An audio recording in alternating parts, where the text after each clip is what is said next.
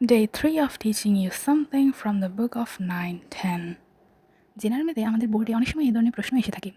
এই চিত্রটা প্রথমে দেখতে একটু কমপ্লেক্স লাগতে পারে, একটু কঠিন লাগতেই পারে, কিন্তু ভালোভাবে যদি আমরা লক্ষ্য করি তাহলে এটা আসলে অনেক সোজা। এখানে সি কোণটা দেওয়া আছে সমকোণ, আর আমরা যদি বিসি এর দিক থেকে দেখি তাহলে এখানে বিসি হচ্ছে ভূমি এবং আসি হচ্ছে লম্ব, আর অতিভুজ হচ্ছে অ্যাবি।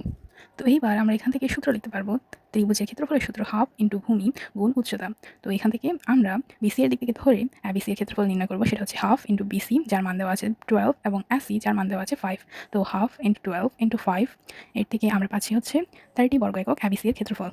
যেহেতু আমরা জেনে গেলাম অ্যাবিসি এর ক্ষেত্রফল 30 বর্গ একক, তাই আমরা যেভাবে এটার ক্ষেত্রফল নির্ণয় করি না কেন এটা আমরা 30 এককে পাবো। তো এবার যেভাবে সাপ দেওয়া আছে মানে অ্যাবিকে ভূমি এবং সিডিকে লম্ব ধরে আমরা ক্ষেত্রফল নির্ণয় করবো। অ্যাবিসি এর ক্ষেত্রফল তো 30 আমরা পেয়ে গেলাম। তো আমরা 30 is equal to half into A B এর মান উদ্দীপকে দেওয়া আছে 13 একক, ওইটা বসাবো, অ্যান্ড দেন সিডি এর মান আমাদের বের করতে হবে। এখান থেকে আমরা যদি হাফ ইন্টু 13 করি এবং ওই মানটা দিয়ে 30কে ভাগ করি তাহলে আমরা সিডি সমান 60 ডিভাইড বাই 13 পাচ্ছি। তো রাইট আনসার ক 60 ডিভাইড বাই 13।